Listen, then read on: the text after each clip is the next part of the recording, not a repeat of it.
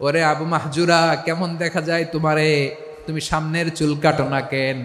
আবু মাহজুরা বলে, আমি হাঁটু গেড়ে পেয়ারা নবীর সামনে বসেছিলাম, আমার এই মাথার চুলের মধ্যে মুবারক হাত লাগিয়ে বিশ্বনবী নিজে আমাকে আজানের প্রতিটা বাক্য শিক্ষা দিয়েছেন। বিশ্বনবীর মোবারক হাত, পবিত্র হাত আমার মাথার চুলের যেই জায়গায় লেগেছে, আমি চাই ওই চুলগুলা নিয়ে আমি আমার কবরের ভিতরে যাব। সাইয়েদনা আবু মাহজুরা রাদিয়াল্লাহু তাআলা আনহু ইন্তেকালের আগের পর্যন্ত মাথার সামনের চুলগুলা কাটে নাই। মাথার সামনের চুল তিনি কাটেন নাই। সুবহানাল্লাহ বিহামদি।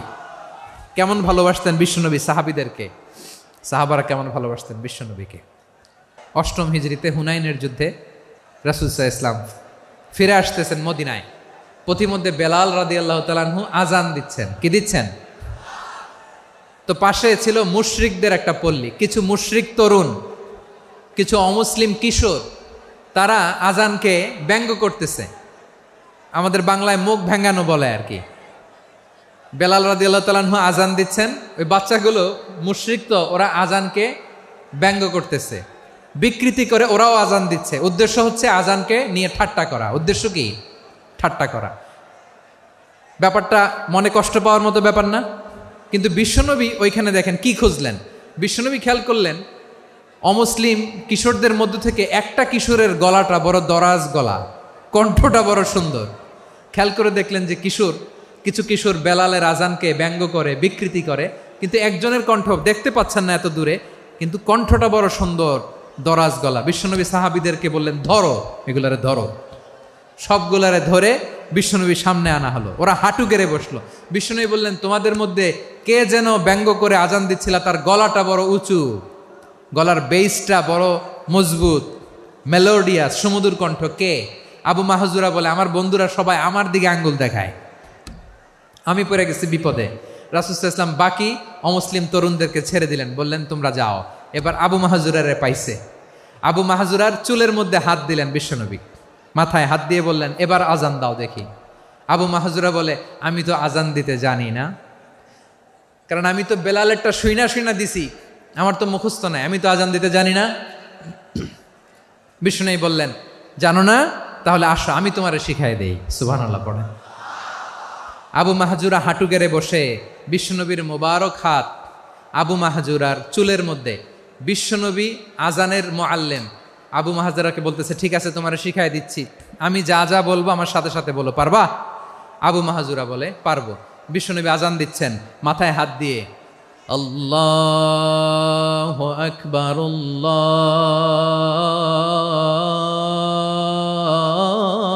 আল্লাহু আকবার। আবু মাহজুরা এই বাক্যটা পড়লেন। বিশ্বনবী দ্বিতীয় বাক্য পড়তে আরম্ভ করলেন, আল্লাহু আকবার, আল্লাহু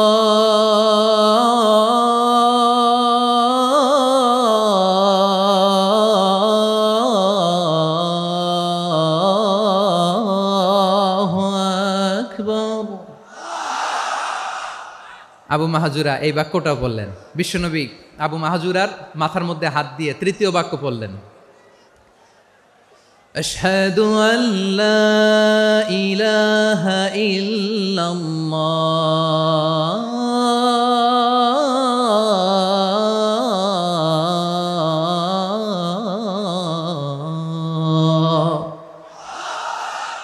আবু মাহজুরা তৃতীয় বাক্য পড়লেন। বিশ্বনবী একটা বাক্য পরে আবু মাহজুরা পরে, বিশ্বনবী পরে আবু মাহজুরা পরে। আবু মাহজুরা কিন্তু অমুসলিম, মুশরিক। আবু মাহজুরা বলে, এক একটা বাক্য পড়ি আমার কলিজাটা গলে ঠান্ডা হয়ে যায়। এতদিন মোহাম্মদকে গালি দিতাম, এখন মোহাম্মদ আমার মাথায় যখন হাত রাখছে আমার সারা শরীর ঠান্ডা হয়ে গেছে। বিশ্বনবী আজান শিখাচ্ছেন, একটা একটা বাক্য পড়ে আবু মাহজুরাও পড়ে, বিশ্বনবী পড়ে আবু মাহজুরাও পড়ে। পুরো বাক্যগুলো যখন শেষ, আজান শেষ, আবু মাহজুরাও যখন পুরো আজান পড়লেন, আবু মাহজুরা বললেন, এতদিন মোহাম্মদের চেহারা দেখলে আমার ঘৃণা লাগতো, আজ থেকে মোহাম্মদের চেহারার চেয়ে প্রিয় চেহারা আমার কাছে নাই। আবু মাহজুরা বললেন, ও মোহাম্মদ, আজানের বাক্য তো আপনি আমারে শেখালেন, এখানেই শেষ করবেন না, আপনি আমারে পড়ায় দেন লা ইলাহা ইল্লাল্লাহু মুহাম্মাদুর রাসূলুল্লাহ সাল্লাল্লাহু আলাইহি ওয়াসাল্লাম। বিশ্বনবীর সাথে দাঁড়িয়ে উনি শাহাদা পড়ে মুসলমান হয়ে গেলেন। এবার আবু মাহজুরা বলে, ইয়া রাসূলুল্লাহ, ইয়া হাবিবাল্লাহ, আমি মুমিন হয়েছি, মুসলমান হয়েছি, আপনার কাছ থেকে আজান শিখার সৌভাগ্য আমি লাভ করেছি গো নবী। আমার কণ্ঠের বড় তারিফ করেছেন আপনি, আমার আজানকে আপনি পছন্দ করেছেন। একটা জিনিস আপনার কাছে চাই, আপনি আমাকে মক্কার মসজিদুল হারামের মুয়াজ্জিন হিসেবে অ্যাপয়েন্ট করে দে। বিষ্ণু ইসা ইসলাম বললেন, যাও আবু মাহজুরা, আমি তোমাকে পৃথিবীর শ্রেষ্ঠতম মসজিদ মক্কার মসজিদুল হারামের মুয়াজ্জিন হিসেবে অ্যাপয়েন্ট করে দিলাম। দেখছেন কিভাবে ট্যালেন্ট হান্টিং করতে হয়, কিভাবে হিউম্যান রিসোর্স মানব সম্পদকে ব্যবহার করতে হয়। আসছিল আজানকে ভেঙ্গাইতে, আসছিল কেন? আজানকে ব্যঙ্গ করার জন্য, বিকৃত করার জন্য। আজানকে বিকৃত করতে যে ইসলামের সবচেয়ে শ্রেষ্ঠ মসজিদের মুয়াজ্জিন হয়ে গেল। পড়েন সুবহানাল্লাহ। হযরত আবু মাহজুরা রাদিয়াল্লাহু তাআলা আনহু ওনার এই সুললিত কণ্ঠ ব্যবহার করে মসজিদুল হারামে এত সুন্দর করে আল্লাহু আকবার বলে আজান দিতেন। মানুষগুলোর, মুসল্লিগুলোর, মক্কাবাসীর হৃদয়কে তিনি বিগলিত করে দিতেন। মানুষের হৃদয়কে ঠান্ডা হয়ে যেত। শুধু এখানেই শেষ না আমার যশোরের ভাইয়েরা। বিশ্বনবী যখন সাইয়েদনা আবু মাহজুরা রাদিয়াল্লাহু তাআলা আনহুকে আজান শিখাচ্ছিলেন, বলেন তো বিশ্বনবীর হাতটা কোথায় ছিল? আবু মাহজুরার মাথার সামনে, এই চুলের উপরে ছিল। আবু মাহজুরা ওই স্মৃতিটাকে ধারণ করবার জন্য, ওই স্মৃতিকে বহন করার জন্য বিশ্বনবীর মোবারক হাত আবু মাহজুরার কপালের চুলের যেই জায়গায় লেগেছে, মৃত্যুর আগের দিন পর্যন্ত আবু মাহজুরা মাথার ওই চুলে কোনোদিন ছুরি আর কামার লাগায় নাই, সেখানে কেচি লাগায় নাই, চুলের মধ্যে খুর লাগায় নাই। আবু মাহজুরা ডান দিকের চুল কাটতো, বাম দিকের চুল কাটতো, পেছনের চুল কাটতো, সামনের চুল কাটতো না। আবু মাহজুরা রাদিয়াল্লাহু তাআলা আনহুর সামনের চুলগুলো বড় হতে হতে যখন এত বড় হয়ে যায়, তিনি চুলগুলো পেঁচিয়ে মাথার মধ্যে রাখতেন। তারপরে তিনি পাগড়ি পরতেন। সবাই জিজ্ঞেস করতো, আবু মাহজুরা, এটা আবার কেমন স্টাইল? দেখতে তোমার কি বিদঘুটে লাগে? কেমন অড লাগে? কেমন খারাপ দেখা যায়? মক্কায় এমন কোনো মানুষ তো দেখি নাই, ডানে চুল কাটে, বায়ে চুল কাটে, পেছনে চুল কাটে, সামনে কাটে না। ওরে আবু মাহজুরা, কেমন দেখা যায় তোমারে? তুমি সামনের চুল কাটো না কেন? আবু মাহজুরা বলে, আমি হাঁটু গেড়ে পেয়ারা নবীর সামনে বসেছিলাম, আমার এই মাথার চুলের মধ্যে মুবারক হাত লাগিয়ে বিশ্বনবী নিজে আমাকে আজানের প্রতিটা বাক্য শিক্ষা দিয়েছেন। বিশ্বনবীর মোবারক হাত, পবিত্র হাত আমার মাথার চুলের যেই জায়গায় লেগেছে, আমি চাই ওই চুলগুলা নিয়ে আমি আমার কবরের ভিতরে যাব। সাইয়েদনা আবু মাহজুরা রাদিয়াল্লাহু তাআলা আনহু ইন্তেকালের আগের পর্যন্ত মাথার সামনের চুলগুলা কাটে নাই। মাথার সামনের চুল তিনি কাটেন নাই। সুবহানাল্লাহি বিহামদি। কেমন ভালোবাসতেন বিশ্বনবী সাহাবীদেরকে, সাহাবারা কেমন ভালোবাসতেন বিশ্বনবীকে। সামনের চুলগুলো বড় হতে হতে এত বড় ছিল, পেঁচিয়ে রেখে পাগড়ি পরতেন, কাটতেন না। নবীর হাত লেগেছিল। সুবহানাল্লাহ পড়েন। তাহলে what is the lesson? Moral of the story কি? মোরাল অফ দ্য স্টোরি হচ্ছে, আসছিল আজানকে ব্যঙ্গ করার জন্য, বিকৃত করার জন্য, হয়ে গেল মসজিদুল হারামের মুয়াজ্জিন। দেখেন বিশ্বনবী একটা খারাপ সিচুয়েশনের মধ্যে থেকে কি ভালো জিনিস বের করে আনলেন। আমি যে শুরুতে বলেছি কিভাবে তিনি হিউম্যান রিসোর্সকে ডেভেলপ করেছেন, ম্যানেজ করেছেন। তিনি যে চৌকস ট্যালেন্ট হান্টার ছিল, দেখেন সবার মধ্যে থেকে এর বাছাই করে মুয়াজ্জিন বানাই দিয়েছেন। সুবহানাল্লাহ পড়েন। তার মানে এই না সবাইরে ধরে ধরে উনি মুয়াজ্জিন বানাইছেন। যার যেই ট্যালেন্ট আছে তাকে ওই কাজে অ্যাসাইন করেছেন। যার যেই প্রতিভা আছে তার প্রতিভাকে ইসলামের কাজে লাগিয়েছেন। সুবহানাল্লাহ পড়েন। মানুষকে আল্লাহ স্বাধীনতা দিয়েছেন। ফামান শাআ ফালিউমিন ওয়া মান শাআ ফালিয়াকফুর। চাইলে মুমিন হতে পারো, চাইলে কাফের হতে পারো, তোমার ইচ্ছা। তবে জেনে রাখো, মুমিন হলে পাবা জান্নাত, কাফির হলে পাবা জাহান্নাম। নাও দ্য ডিসিশন ইজ ইয়ার্স। সিদ্ধান্ত তোমার, জান্নাতে যাবা না জাহান্নামে যাবা। যশোরের ভাইয়ের আওয়াজ করে বলুন, কই যেতে চান, জান্নাতে না জাহান্নামে? ডান দিকে না বাম দিকে? ডানপন্থী না বামপন্থী? চিল্লা চিল্লি না চুপচাপ? চুপচাপ কয়ে আবার চিল্লাচিল্লি শুরু করে দিচ্ছে। মাশাআল্লাহ। তাহলে কোরআনের কেন্দ্রীয় আলোচ্য বিষয় মানুষ। আমার সাথে থাকতে হবে, তোমাদেরকে নিয়ে আমি আলোচনা শেষ পর্যন্ত যাব। অনেক গুরুত্বপূর্ণ কথা বাকি আছে, আমাকে সহযোগিতা করতে হবে। মাশাআল্লাহ, এই তো ঠান্ডা হয়েছে। হ্যাঁ, ঠিক আছে ঠিক আছে ঠিক আছে। মানুষকে আল্লাহ এত স্বাধীনতা দিয়েছেন, মানুষ চাইলে অনেক ভালো হইতে পারে। ভালোর রাস্তাও খোলা, খারাপ হওয়ার রাস্তাও খোলা। ভালো হইলে মানুষ অনেক ভালো, খারাপ হইলে অনেক খারাপ। ভালো হইলে সবচেয়ে ভালো, খারাপ হইলে সবচেয়ে খারাপ। এজন্য সিদ্ধান্ত আপনাকেই নিতে হবে। আল্লাহ তাআলা বলছেন, লাকাদ খালাকনাল ইনসানা ফি আহসানি তাকওয়িম সুম্মা রাদাদনাহু আসফালা সাফিলিন।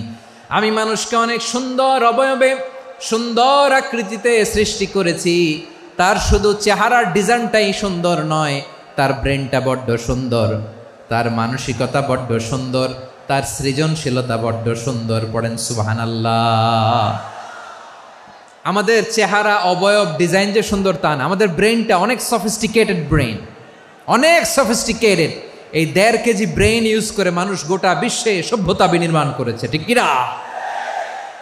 এই ব্রেন আল্লাহ তাআলা আমাকে দিয়েছে।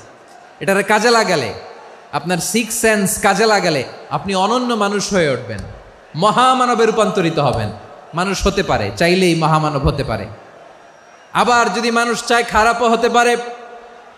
আল্লাহ বললেন শুধু ভালোই না, ভালো হতে চাইলে অনেক ভালো তুমি হতে পারো, আবার খারাপ হতে চাইলে অনেক খারাপ তুমি হতে পারো। সুম্মা রাদাদনাহু আসফালা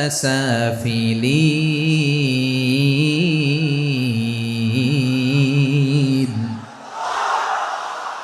খারাপ হলে একেবারে খারাপ হতে পারো, নিকৃষ্ট হলে একেবারে নিকৃষ্ট হতে পারো, ভালো হলেও ভালো হতে পারো। কোন সুবহানাল্লাহ। এবার আওয়াজ করে বলুন, ভালো হতে চাই না খারাপ? শ্রেষ্ঠ না নিকৃষ্ট? মানুষ ভালো হলে মানুষ ফেরেশতার চেয়েও ভালো, মানুষ খারাপ হলে সে পশুর চেয়েও খারাপ। কথা ঠিক কিনা বলেন?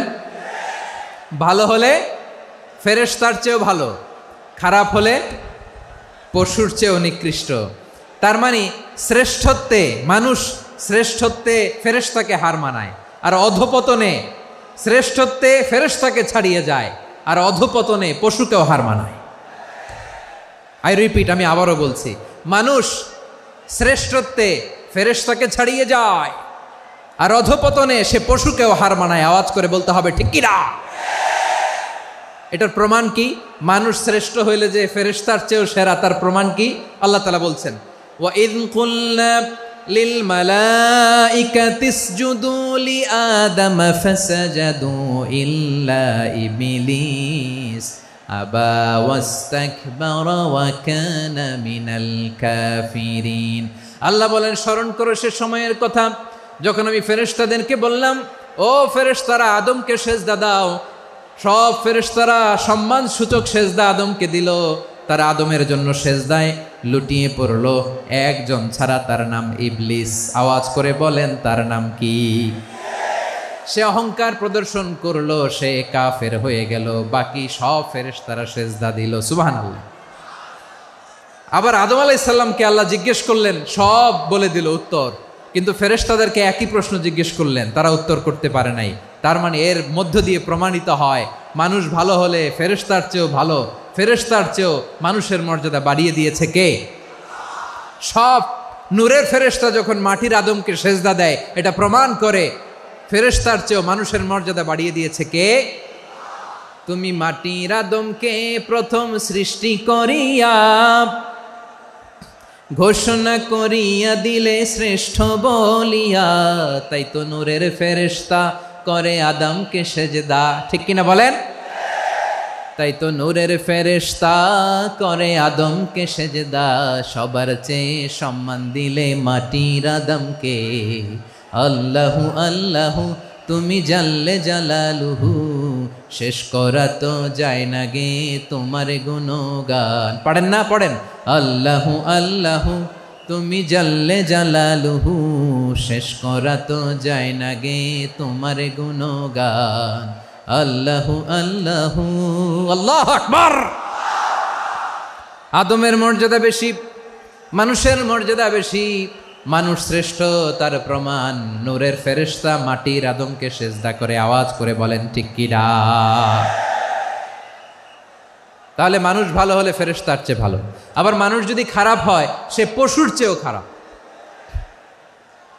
অধপতনে পশুত্বকে হার মানায়। তার প্রমাণ কি? তার প্রমাণ হচ্ছে যশোরের ভাইরা দেখবেন পত্রিকায় নিউজ পেপারে মাঝে মাঝে এরকম দেখা যায়, এক মানুষ আরেক মানুষকে হত্যা করে 20 টুকরা করে বস্তার ভেতরে ভরেছে। আপনারা এই নিউজ পড়েন নাই না? দেখেন নাই? দেখছেন? মানুষ মানুষকে হত্যা করে কয় টুকরা? জোরে বলেন। এখানেই ক্ষান্ত হয় না, আবার কোথায় ভরছে? বস্তার ভেতরে। আচ্ছা, বুঝে থাকলে আওয়াজ করে বলেন, কোনদিন শুনছেন একটা হাতি আর একটা হাতিকে হত্যা করে 20 টুকরা করছে, এরপরে বস্তার ভিতরে ভরছে? হয়েছে? তাহলে দেখেন, মানুষ যদি খারাপ হয় সে পশুকেও হার মানায়। চিল্লায় বলো ঠিক কিনা? এমনও দুশ্চরিত্র মানুষ আছে যার নজর থেকে 6 মাসের ছোট্ট মেয়ে থেকে শুরু করে 80 বছরের বৃদ্ধারাও নিরাপদ নয়। পশুকেও হার মানে। মানুষের ঘর জ্বালিয়ে পুড়ে মেসাকার করে দেয়, জনপদের পর জনপদ জ্বালায় দেয়। এরকম আছে না নাই? প্রিয় ভাইয়েরা, চোখ কান নাক মুখ থাকলেই মানুষ না। যা সামনে দেখেন এগুলো সব মানুষ না, এগুলো জনসংখ্যা। এগুলো কি? সবাই বলুন, এগুলো কি? বাড়ছে জনসংখ্যা, কমছে মানুষ। বাড়ছে জনসংখ্যা, কমছে। এই দুনিয়া এখন তো আর সেই দুনিয়া নাই, মানুষ নামের মানুষ আছে দুনিয়া বোঝাই, সেই মানুষের ভিড়ে আমার আসল মানুষ নাই। ঠিক কিনা? আসল মানুষের বড্ড অভাব, আসল মানুষের বড্ড অভাব। আমার ভাইয়েরা, মানুষ খারাপ হলে পশুকেও হার মানায়। তাহলে আমরা বুঝলাম মানুষ ভালো হলে অনেক ভালো, খারাপ হলে অনেক খারাপ। ও আমার কলিজার টুকরা যশোরের ভাইয়েরা, আসুন না 3 দিন ব্যাপী এই তাফসিরুল কোরআনের ঐতিহাসিক প্রোগ্রাম থেকে আমরা সিদ্ধান্ত নেই, আমরা ভালো মানুষ হব নাকি খারাপ মানুষ হব? কলিজা থেকে, প্রাণ থেকে আওয়াজ করে সবাই বলুন, ভালো মানুষ নাকি খারাপ মানুষ? ভালো মানুষ হইতে হবে। ভালো মানুষ যারা জগৎটাকে এনলাইটেন করবে, যারা সত্যের বীর সেনানী হয়ে দাঁড়াবে, যারা সত্যের পক্ষে কথা বলবে, যারা জালিমের মসনদকে ভেঙে খান খান করে দেবে। এরকম হওয়ার দরকার আছে না নাই? এরকম ভালো মানুষ আমরা হতে চাই কি চাই না? মানুষকে যত্ন নিলে মানুষ যে কত ভালো হয় আপনি কল্পনাও করতে পারবেন না। এই যে আপনাদের যশোরে যে ভালো ছেলেগুলো আছে, যে ভালো তরুণগুলো আছে, যে যুবকগুলো আছে, যে ভালো আলেমরা আছে, ভালো নেতারা আছে, সবাই যদি তাদের মতো হতো, পুরো যশোরটা একটা জান্নাতের টুকরা হয়ে যেত। আওয়াজ করে বলেন ঠিক কিনা? মানুষকে নার্চারিং করলে, মানুষকে পলিশ করলে, মানুষকে গ্রুমিং করলে, মানুষকে সঠিক তারবিয়া দিলে মানুষ অনন্য হয়ে ওঠে। প্রতিটি মানুষ অনন্য। আমি অনন্য, আপনি অনন্য, আমরা সবাই অনন্য। সুবহানাল্লাহ বলেন।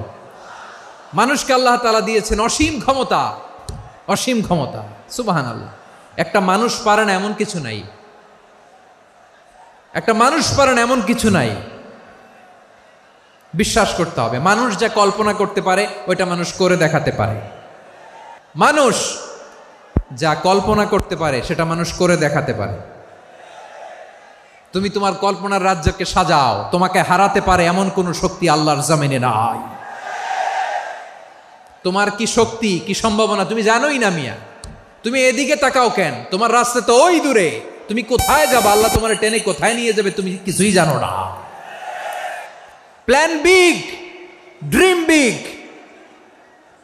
কল্পনার শক্তিকে বড় করো।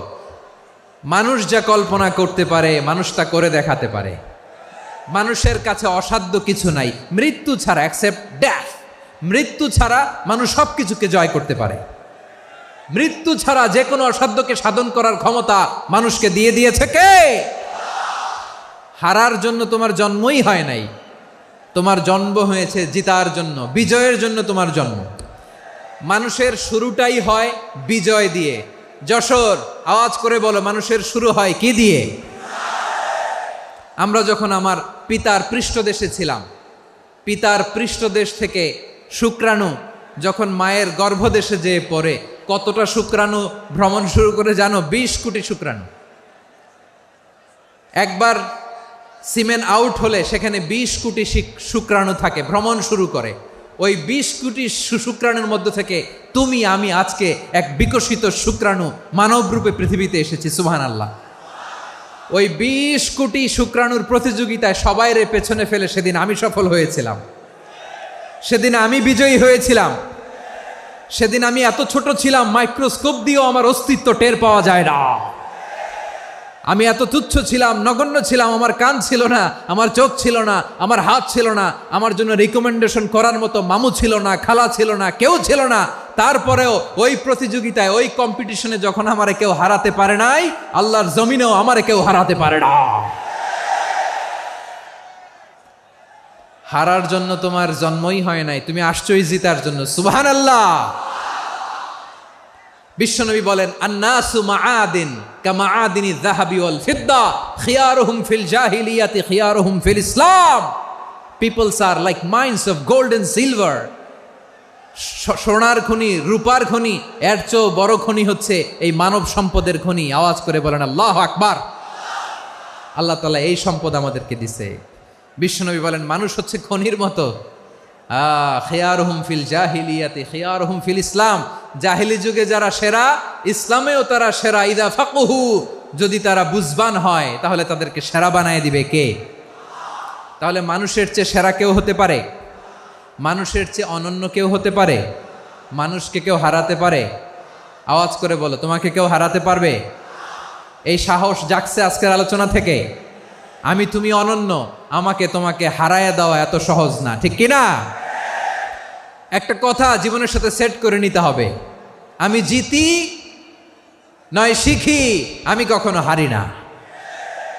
জীবনের সাথে সেট করে নাও, জেনজি অফ জেসর, আমি কখনো হারি না, আমি হয় জিতি নয় শিখি। চিল্লায় বলো ঠিক কিনা? আমি কখনো হারি না, আমার হারানো এত সোজা না। কি সাহস জাগছে? বুকে সাহস জাগছে? তাকবীর পড়ো, লিল্লাহে তাকবীর। তাহলে বিশ্বনবী বললেন, নাসু মাআদিন, মানুষ হচ্ছে খনি।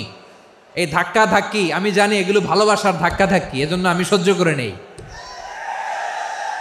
এগুলো যে ভালোবাসার ধাক্কা ধাক্কি, এটা আমরা বুঝি।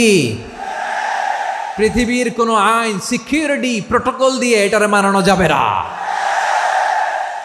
কারণ এটা তো ভালোবাসা, লাভ। লাভ কোনো আইন কানুন দিয়ে বাধা যায় না, মানানো যায় না, ঠিক কিনা বলো?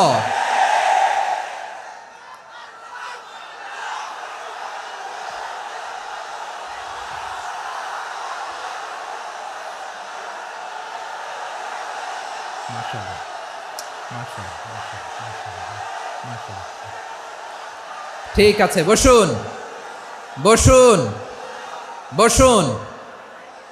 আল নাসু মাআদিন, মানুষ হচ্ছে খনি। এই খনির যত্ন নিতে হবে। আমার মা বাবা যারা এসেছেন, আপনার ছেলে মেয়ের যত্ন নেন। আপনার ছেলের মধ্যে যে কি পটেনশিয়াল আপনি জানেন না। আপনার এই ছোট্ট অবুজ ছেলেটাই আগামী দিনের শায়েখ আহমদুল্লাহ হবে। আপনার হেফজখানায় পড়া ওই ছোট্ট ছেলেটাই আগামী দিনের আল্লামা মামুনুল হক হবে। আপনার ওই ছেলেটা আমির হামজা হবে, আব্দুল হাই সাইফুল্লাহ হবে। এভাবে বড় বড় আলেম হবে, তারা যুগশ্রেষ্ঠ আলেম হবে। সেই একদিন এই বাংলাদেশের পার্লামেন্টে যে বক্তব্য দিয়ে যশোরের পক্ষে কথা বলবে। আপনি জানেন না, কাউকে ছোট করবেন না আপনি। ওর কনফিডেন্স আপনি কমাবেন না, আপনি কমাতে পারেন না। প্যান্ডেলে আমার যে মা বোনেরা আছেন, ছেলে মেয়েদেরকে কখনো ছোট করে কথা বলবেন না। ও যে কোথায় যাবে আপনি জানেন না। আপনি মা হয়ে তাকে সাহস দিবেন, তার কল্পনার জগৎটাকে সাজাতে তাকে উৎসাহিত করবেন, ঠিক কিনা বলেন? আর আমার প্যান্ডেলের আমার প্রিয় শ্রদ্ধাশীলা মায়েরা বোনেরা, আপনারা তো আরো দামি সম্পদ। বিশ্বনবী বলেন, আর দুনিয়া কুল্লুহা মাতা। আল্লাহ আল্লাহ আল্লাহ, বিশ্বনবীর কথার ওজন দেখেন। আর দুনিয়া কুল্লুহা মাতা ওয়া খায়রু মাতা'আদ দুনিয়া আল মারআতুস সালিহা। বিশ্বনবী বলেন, দুনিয়ায় যা দেখো সব আল্লাহর দেওয়া অ্যাসেট, মানে সম্পদ। আর এত অ্যাসেটের ভিড়ে সবচাইতে শ্রেষ্ঠ সম্পদ হচ্ছে নেককার নারী। সুবহানাল্লাহ। ভাইয়েরা, বোনের সাথে খারাপ আচরণ করো না। সন্তান, মায়ের সাথে খারাপ আচরণ করো না। আমাদের মায়েরা আমাদের asset, they are our priceless asset. কারণ এই মায়েদের পেটে এসেছে আল্লাহর ওলিরা, এই মায়েদের পেটে এসেছে খান জাহান আলী, এই মায়ের পেটে এসেছে শাহজালাল ইয়ামানি, এই মায়ের পেটে এসেছে আল্লাহর সব নবীরা। নাকি নবীরা আকাশ থেকে ধপ করে জমিনে নেমে আসছে? মায়ের পেটে আসছে। এই মায়ের পেটগুলো খনি। আমার সম্মানিতা মায়েরা বোনেরা, নিজেকে ইসলাম দিয়ে সাজান, নিজেকে ইসলাম দিয়ে সাজান, নিজেকে পবিত্র রাখুন, নিজের আব্রু ইমান ইজ্জতের হেফাজত করুন, কোরআন পড়ুন, সুন্নাহ পড়ুন। আপনি জানেন না আপনার গর্ভে কে আসছে, কোন ক্ষণজন্মা পুরুষকে আল্লাহ তাআলা আপনার গর্ভে পাঠাবে আপনি জানেন না। মায়েরা, নিজেদেরকে পবিত্র রাখুন, ইসলাম চর্চা করুন, কোরআন চর্চা করুন, নৈতিকতা দিয়ে নিজেকে সাজান। যশোরের জেনজি, নিজেদেরকে প্রস্তুত রাখো আগামীর বাংলাদেশের জন্য। নৈতিকতা, মোরালিটি, ভ্যালিউজ দিয়ে নিজেকে সাজাও, ইসলাম দিয়ে নিজেকে সাজাও। কারণ আগামীর বাংলাদেশ ইসলামের বাংলাদেশ। বাংলাদেশের আসল পরিচয় ইসলাম। বাংলাদেশের আসল পরিচয় কি? সবাই বলে না। বাংলাদেশের আসল পরিচয় কি? এই ইসলাম নিয়ে আমরা সংসদ ভবন সাজাবো, রাজি আছি না নাই? শেকড় ভুলে যাওয়া যাবে না। আমরা ধাপে ধাপে শারিয়া আইনের দিকে যাব ইনশাআল্লাহ, কিন্তু জঙ্গিবাদ দিয়ে নয়, কট্টরপন্থা দিয়ে নয়। আমরা ইন্টেলেকচুয়ালি, গ্রাজুয়ালি, ধাপে ধাপে শারিয়া আইনের দিকে মুভ করবো ইনশাআল্লাহ। বলো লিল্লাহি তাকবীর। এদেশের আসল পরিচয় সবাই বলে না, আওয়াজ করে, এদেশের আসল পরিচয়। এদেশে আজান শুনে সূর্য ওঠে শহর গ্রামে, এদেশে আজান শুনে সূর্য ডুবে সন্ধ্যা নামে, এদেশে সকল কাজে সবাই বলে বিসমিল্লাহ, এদেশে ভালো কিছু দেখে শুনে হাসি মুখে সবাই বলে মাশা আল্লাহ। সুবহানাল্লাহ সুবহানাল্লাহ সুবহানাল্লাহ সুবহানাল্লাহ সুবহানাল্লাহ সুবহানাল্লাহ সুবহানাল্লাহ সুবহানাল্লাহ। ও নবীন তরুণ, তোমার কিসের এত ভয়? জেনে রেখো বাংলাদেশের আসল পরিচয়। বাংলাদেশের আসল পরিচয় ইসলাম। আওয়াজ তুলে বলো, আসল পরিচয় কি? এদেশে পরস্পরে দেখা হলে দেয় সালাম, এদেশে আমজনতার হৃদয় জুড়ে পাক্কা আলাম। ঠিক কি না? এদেশে বিপদ এলে সর্বজনে সর্বক্ষণে দোয়া পড়ে ইন্না লিল্লাহ সুবহানাল্লাহ সুবহানাল্লাহ সুবহানাল্লাহ সুবহানাল্লাহ। এদেশে আজান শুনে সূর্য ওঠে শহর গ্রামে, এদেশে আজান শুনে সূর্য ডোবে সন্ধ্যা নামে, এদেশে সকল কাজে সবাই বলে বিসমিল্লাহ, এদেশে ভালো কিছু দেখে শুনে হাসি মুখে সবাই বলে মাশা আল্লাহ। সুবহানাল্লাহ, আওয়াজ করে সুবহানাল্লাহ সুবহানাল্লাহ সুবহানাল্লাহ সুবহানাল্লাহ। সবাই একসাথে সুবহানাল্লাহ সুবহানাল্লাহ সুবহানাল্লাহ সুবহানাল্লাহ। এদেশের আসল পরিচয় কি? আওয়াজ করে বলতে ভয় লাগে। এদেশের আসল পরিচয় কি? ইসলাম দিয়ে আমাদের সংসদ ভবন চলুক, আমরা চাই কি চাই না? বঙ্গভবনে লা ইলাহা ইল্লাল্লাহর পতাকা উড়ুক, আমরা চাই কি চাই না? প্রতিটি জেলা অফিসে, ডিসি অফিসে লা ইলাহার পতাকা ঝুলুক, আমরা চাই কি চাই না? কারা কারা চাই হাত তুলে আল্লাহরে দেখায়।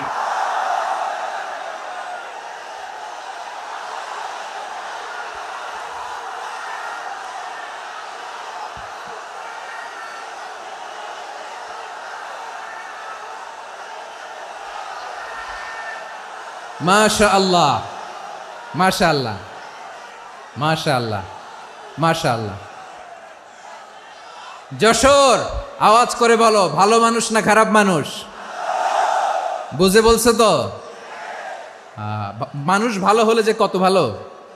এই মানুষকে যত্ন নিলে, মানুষকে মানুষ বানালে যে সে কি হতে পারে শুনবা? হ্যাঁ, নাকি মোনাজাত দিয়ে দিব? শুনবা?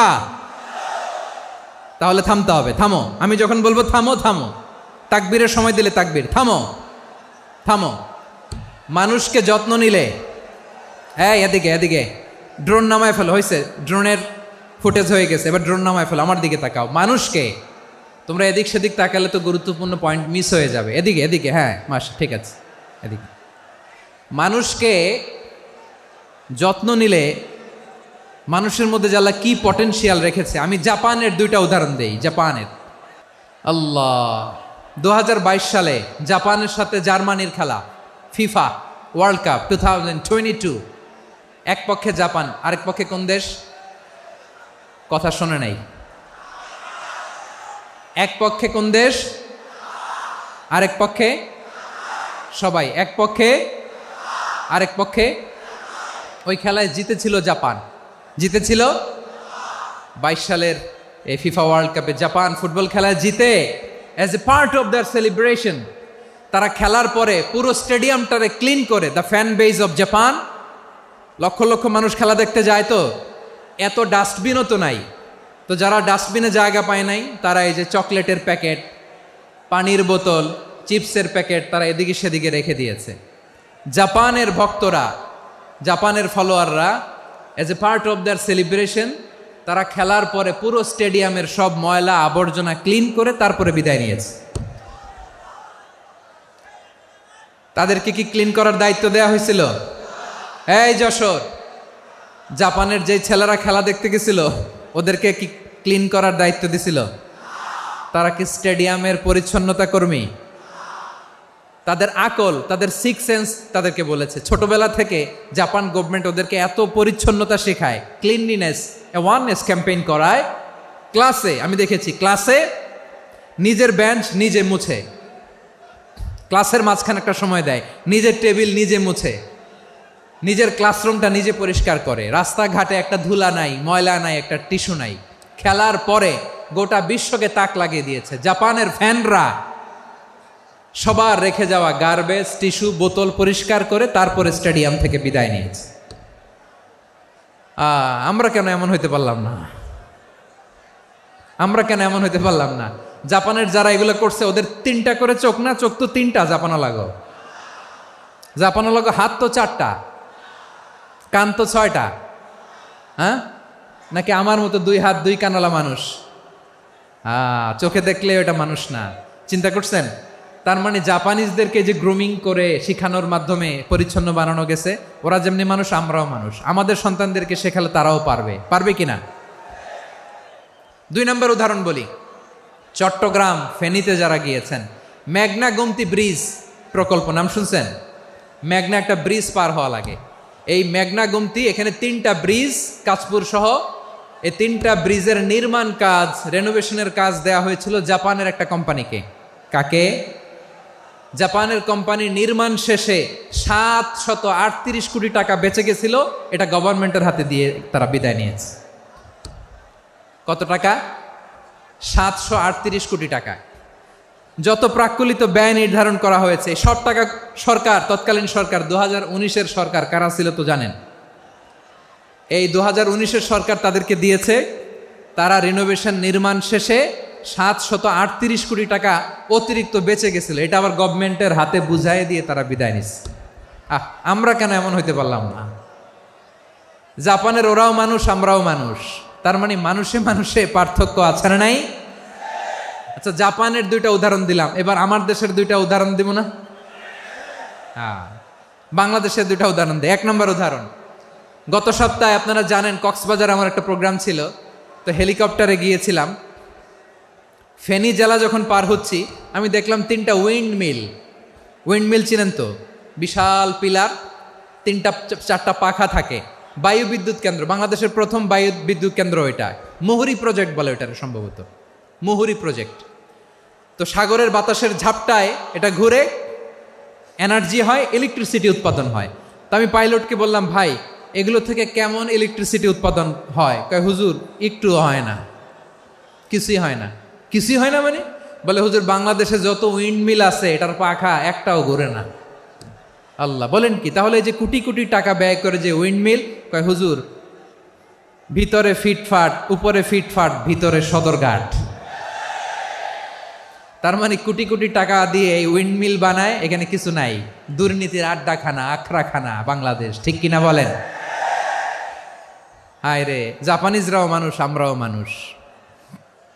আমার এক নিকটাত্মীয় সরকারি চাকরিজীবী, উনি আমাকে বললেন, বাংলাদেশের আরেকটা উদাহরণ দেখি। উনি আমাকে বললেন যে প্রতি বছর আমাদের অফিসের ফার্নিচার চেঞ্জ করে।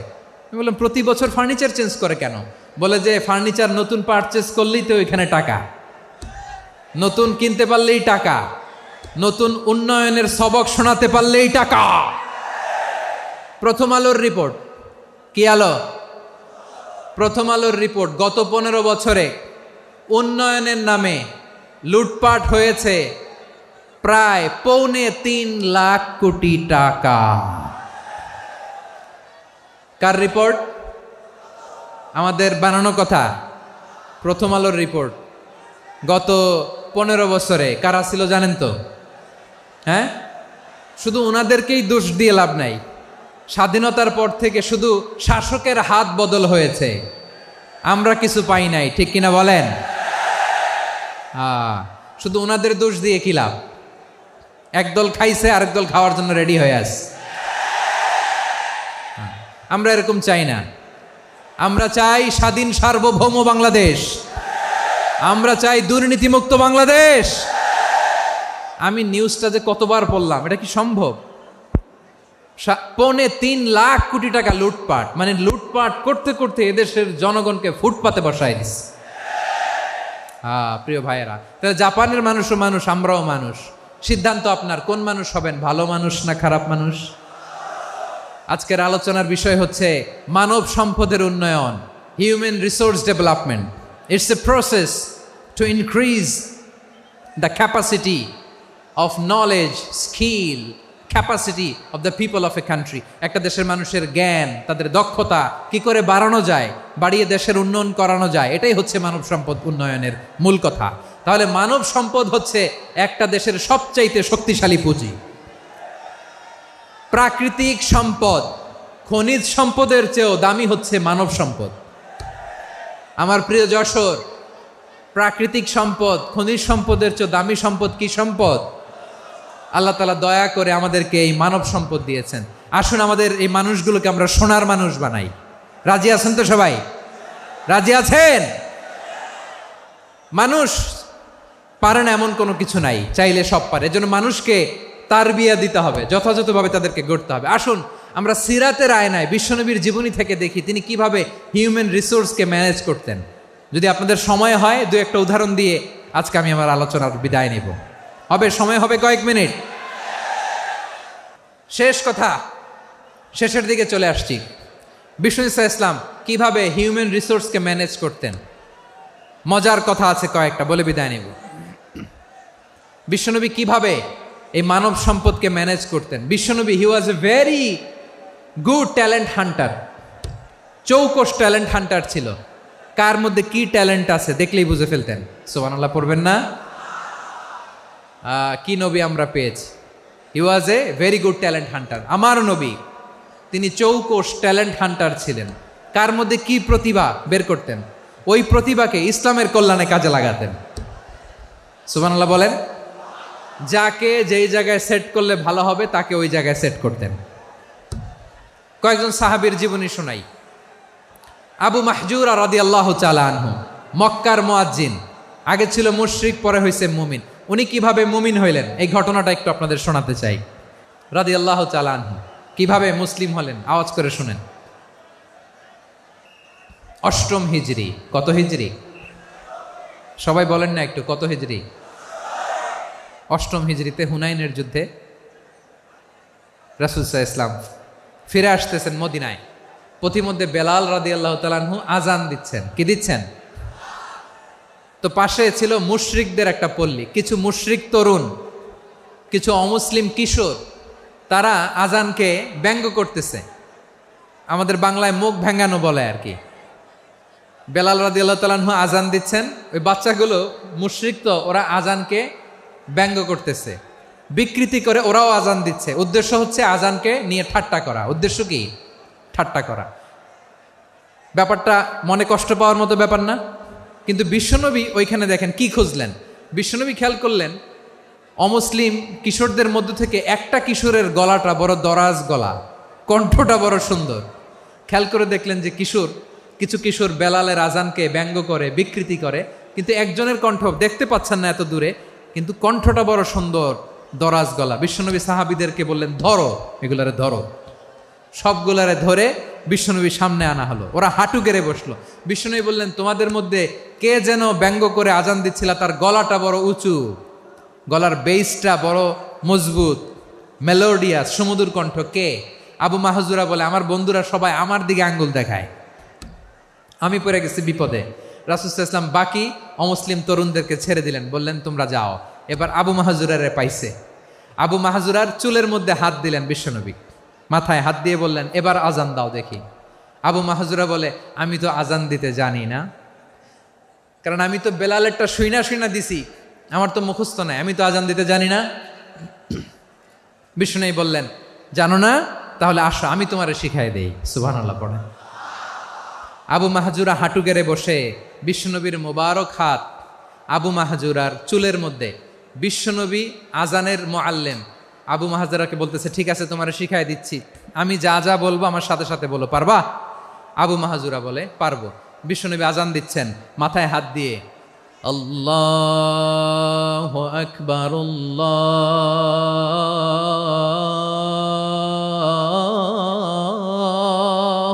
আকবার। আবু মাহজুরা এই বাক্যটা পড়লেন। বিশ্বনবী দ্বিতীয় বাক্য পড়তে আরম্ভ করলেন, আল্লাহু আকবার,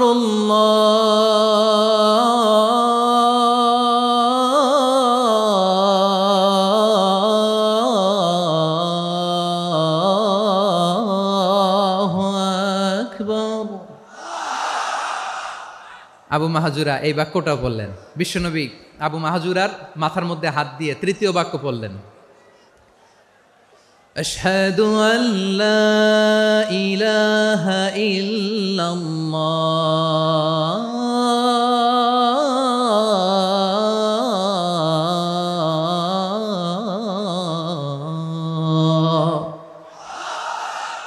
আবু মাহজুরা তৃতীয় বাক্য পড়লেন। বিশ্বনবী একটা বাক্য পরে আবু মাহজুরা পরে, বিশ্বনবী পরে আবু মাহজুরা পরে। আবু মাহজুরা কিন্তু অমুসলিম, মুশরিক।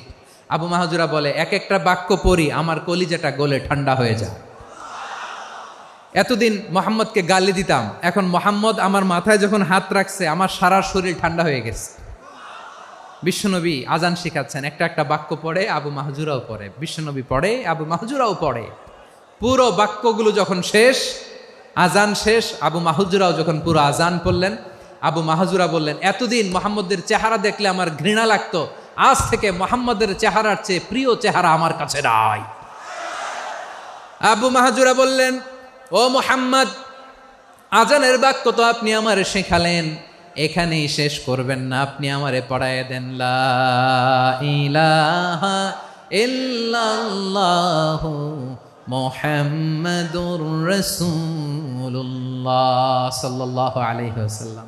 বিশ্বনবীর সাথে দাঁড়িয়ে উনি শাহাদা পড়ে মুসলমান হয়ে গেলেন। এবার আবু মাহজুরা বলে, ইয়া রাসূলুল্লাহ, ইয়া হাবিবাল্লাহ, আমি মুমিন হয়েছি, মুসলমান হয়েছি,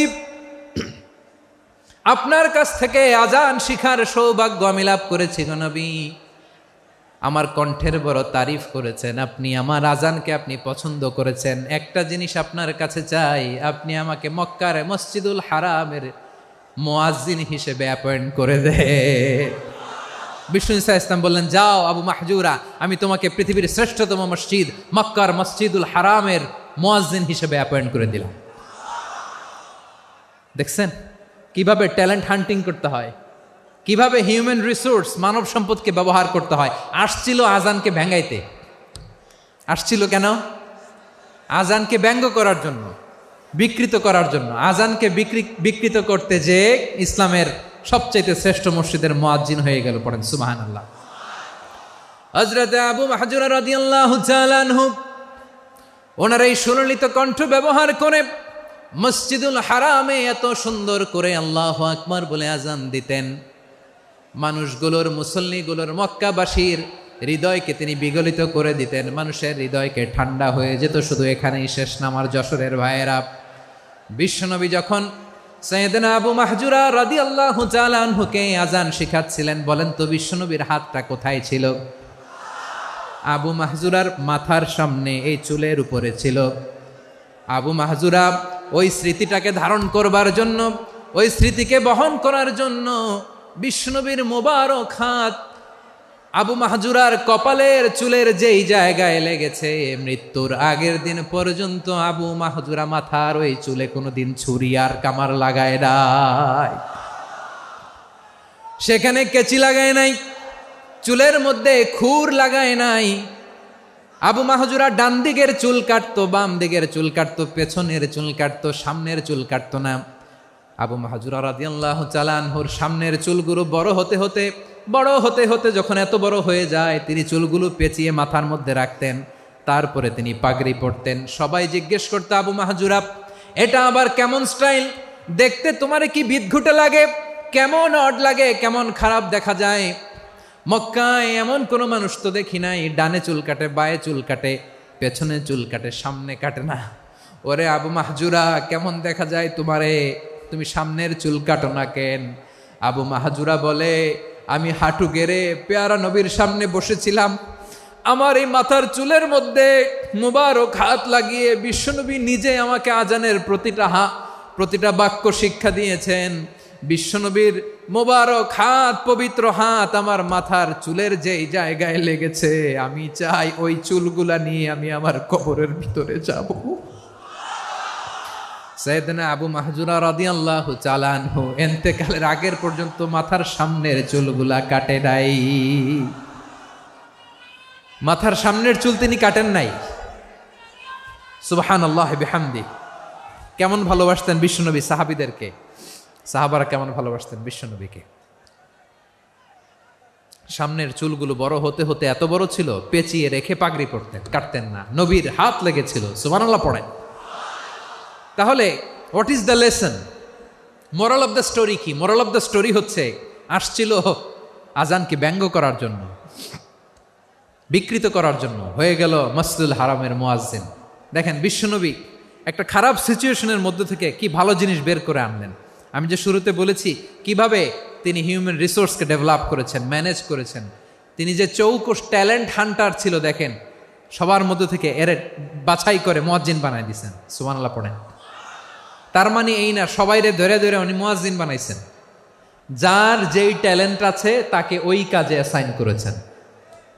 যার যেই প্রতিভা আছে তার প্রতিভাকে ইসলামের কাজে লাগিয়েছেন। সুবহানাল্লাহ পড়েন। যায়েদ বিন সাবিত রাদিয়াল্লাহু তাআলা আনহু নাম শুনেছেন? যশোর, কথা বেরোয় না। যদি জিগায় সালমান খানের নাম শুনছেন, সবাই হাত তুলবে, জি হুজুর শুনছি, মানে সব দেখা শেষ। সালমান খান, আমির খান, অমুক খান, সব খান মুখস্থ, কিন্তু যায়েদ বিন সাবিতের নাম মুখস্থ নাই মুসলমানদের। যেই সাহাবী মাথার সামনের চুল কাটে নাই, মসজিদুল হারামের মুয়াজ্জিন বানাইছেন বিশ্বনবী, ওই সাহাবীর নাম কি? খায়া ফেলাইছে, স্লোগানের সাথে খায়া ফেলাইছে। আবু মাহজুরা। কি নাম? আবু মাহজুরা আল জুমাহি রাদিয়াল্লাহু তাআলা আনহু। এই নামটা আজকে নিয়ে যাইতে হবে যশোর। আবু মাহজুরা রাদিয়াল্লাহু তাআলা আনহু। 2 নম্বরে বলছিলাম যায়েদ বিন সাবিত রাদিয়াল্লাহু তাআলা আনহু। বিশ্বনবী দেখলেন মদিনার এই আনসারী সাহাবী হাইলি ট্যালেন্টেড, ইন্টেলেকচুয়াল, মেরিটোরিয়াস, জ্ঞানের প্রতি তার আকর্ষণ, মারাত্মক আকর্ষণ। বিশ্বনবী তাকে দায়িত্ব দিলেন, কোরআন যা নাজিল হয় তুমি লিখো, কাতিবুল ওয়াহি বানায় দিলেন। সুবহানাল্লাহ। যায়েদ বিন সাবিতরে আবার আজান শিখান নাই, কারণ তার মধ্যে বিশ্বনবী প্রতিভা দেখেছেন, একাডেমিক প্রতিভা। বিশ্বনবীর একাডেমিক প্রজেক্টগুলো তিনি হ্যান্ডেল করতেন। যায়েদ বিন সাবিত ছিল বিশ্বনবীর ব্যক্তিগত সচিব। কি ছিল? ব্যক্তিগত সচিব বোঝেন নাই? বিশ্বনবীর ব্যক্তিগত সচিব এবং দোভাষী। ইহুদিরা কিছু লিখে দিলে এটার অর্থ বিশ্বনবীরে বুঝায় দিতেন, আবার ইহুদিদের কাছে কিছু লিখতে হলে তিনি লিখে দিতেন। বিশ্বনবী একদিন বললেন, ইন্নী ওয়াল্লাহি মা আমানু ইয়াহুদা আলা কিতাব। ইহুদিরা যে চিঠি পাঠায় অর্থ তো বুঝি না, আরেক ইহুদি আইনে অর্থ করা লাগে। আবার ইহুদিদের কাছে কিছু লিখে পাঠাইতে চাইলে আমরা তো লিখতে পারি না, ইহুদিরে দিয়ে লেখা লাগে। ওরা যে পয়রা শোনায় লিখে দেয়, আমি ওদের বিশ্বাস করি না। আমার নিজের একজন লোক দরকার। বিশ্বনবী এই জায়েদ বিন সাবেতকে চুজ করলেন ল্যাঙ্গুয়েজের জন্য।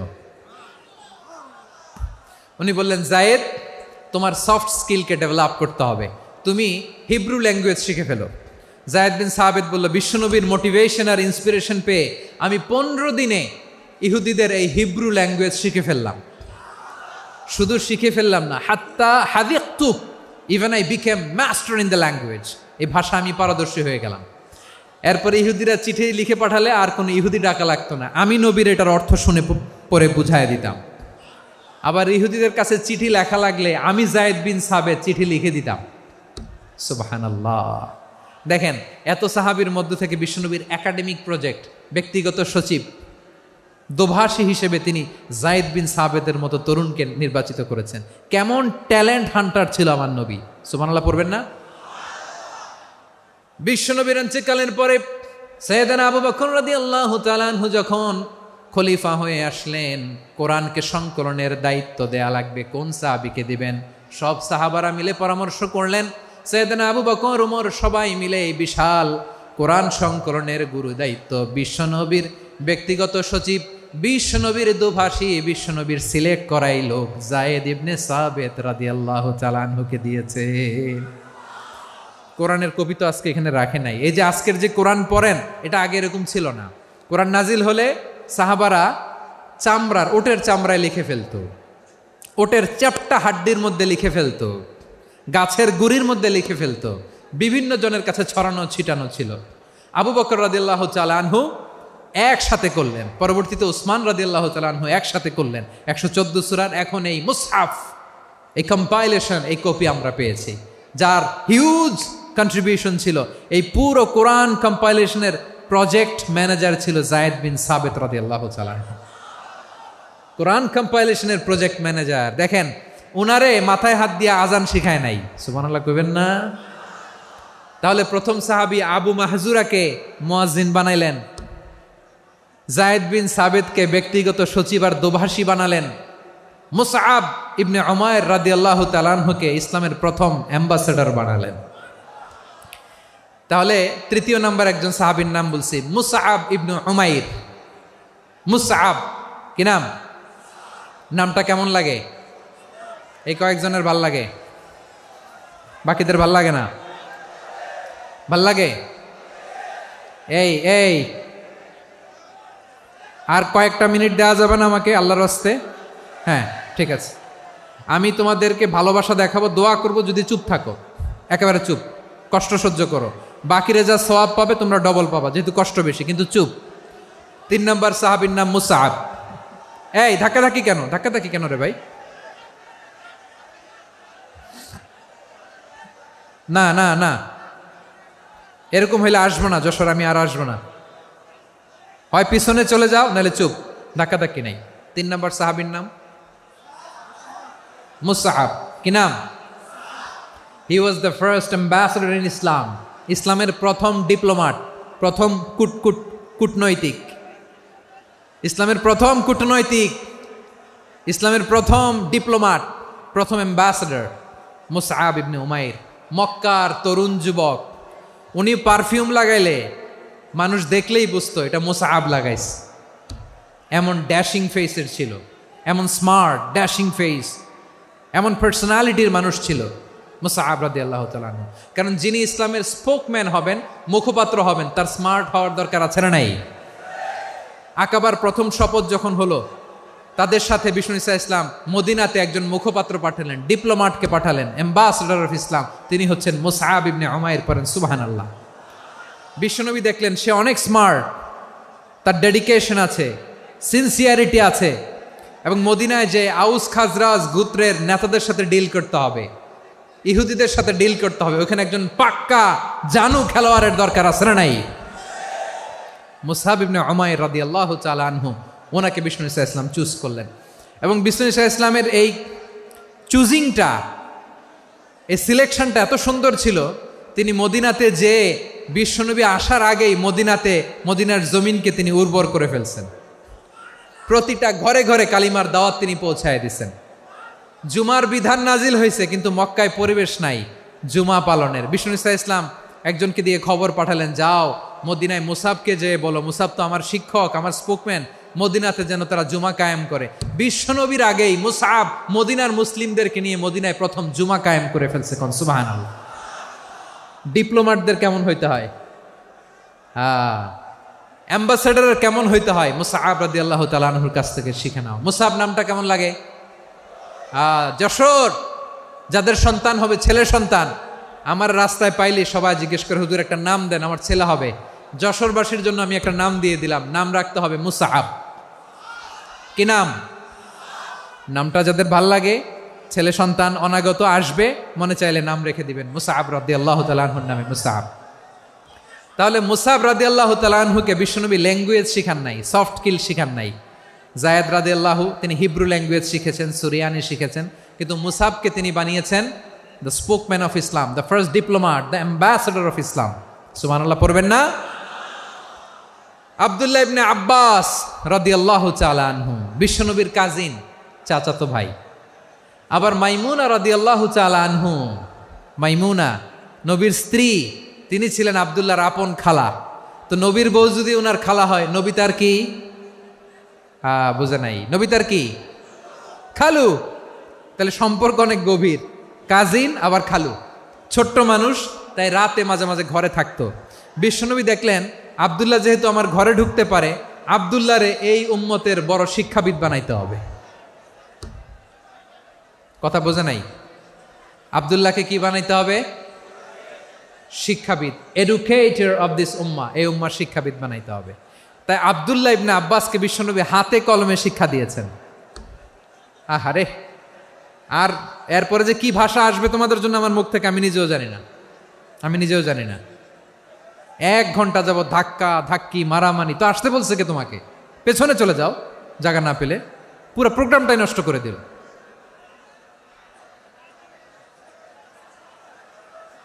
জি, আমার দিকে তাকান, আমি শেষ করে দিচ্ছি। হবে না, ইন্টেলেকচুয়াল আলোচনা এখানে হবে না, আমি বুঝতে পারছি, আমি শেষ করে দিচ্ছি। আব্দুল্লাহ ইবনে আব্বাস রাদিয়াল্লাহু তাআলা আনহু, মনোযোগ দিয়ে কয়েকটা মিনিট শুনুন, আমি এখনই শেষ করে দিচ্ছি, এরপর আওয়াজ করবে। এই যে এগুলো কি আমি বুঝলাম না। আমি বললাম না সব করা যাবে, বসে যাও, শুয়ে যাও, চলে যাও, আওয়াজ করা যাবে না। অন্যকে বসো এটাও বলার দরকার নেই, জাস্ট এদিকে তাকাও। আল্লাহ। আব্দুল্লাহ ইবনে আব্বাস রাদিয়াল্লাহু তাআলা আনহু, ওনাকে বিশ্বনবী হাতে কলমে শিক্ষা দিয়েছেন, যেহেতু উম্মতের শিক্ষাবিদ হবেন, এডুকেটর হবেন। তো বিশ্বনবী রাতে যখন তাহাজ্জুদ পড়তেন, ছোট্ট আব্দুল্লাহ ঘরে থাকতো।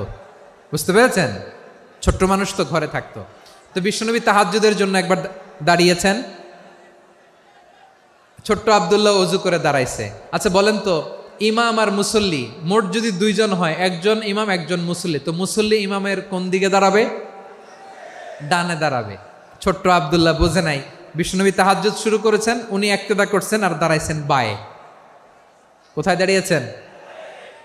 আব্দুল্লাহ বলেন, যখন আমি বায়ে দাঁড়ালাম, আখাযা রাসূলুল্লাহ সাল্লাল্লাহু আলাইহি ওয়াসাল্লাম উযুনি আল ইউমনা ইয়াফতিলুহা, বিশ্বনবী নামাজরত অবস্থায় আমার কান ধরে টেনে আমার ডান দিকে এনে দাঁড় করায় দিলেন। পড়েন সুবহানাল্লাহ।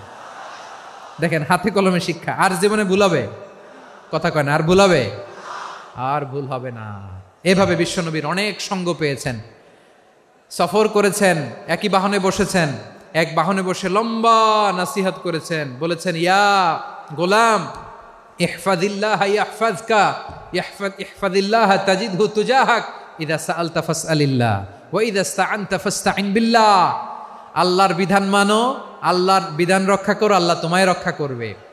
আব্দুল্লাহ, চাইতে হলে আল্লাহর কাছে চাও, সাহায্য চাইতে হলে আল্লাহর কাছে সাহায্য চাও। মনে রেখো, গোটা বিশ্বের সবাই যদি তোমার সাহায্য করতে চায়, ততটুকুই করতে পারবে যতটুকু আল্লাহ তোমার নসিবে রেখেছে। গোটা বিশ্ব যদি তোমার বিরুদ্ধে ষড়যন্ত্রে দাঁড়িয়ে যায়, ক্ষতি ততটুকু করতে পারবে যতটুকু তোমার জন্য বরাদ্দ আছে, এর বাইরে কিছু করতে পারবে না। আওয়াজ করে বলেন ঠিক কিনা? এভাবে হাতে কলমে শিখিয়েছেন, বিশ্বনবী সঙ্গ পেয়েছেন। ওনাকে বিষ্ণু ইসা ইসলাম শিক্ষাবিদ, এডুকেটর অফ দিস উম্মাহ হিসেবে সিলেক্ট করেছেন, হাতে কলমে শিখিয়েছেন।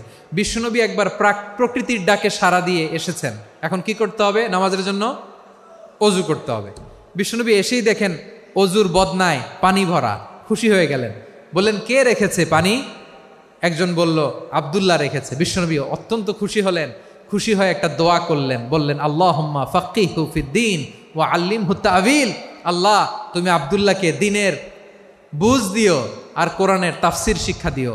বিশ্বনবীর এই দোয়া এমন লাগছে, উনি রঈসুল মুফাসসিরিন, এই পৃথিবীতে যত মুফাসসির ছিল, যত মুফাসসির আসবে, সকল মুফাসসিরের সম্রাট হিসেবে স্বীকৃত হয়েছেন আব্দুল্লাহ ইবনে আব্বাস।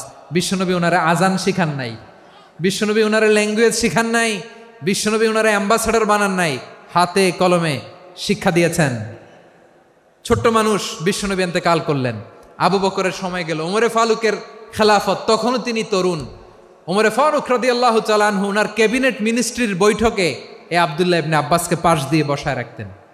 বয়স্ক সাহাবারা এটা পছন্দ করতো না, তারা বলতো ঘটনা কি, আব্দুল্লাহর মতো ছেলে নাতি আমাদের আছে, এরা কেন রাখে ওমরে ফারুক?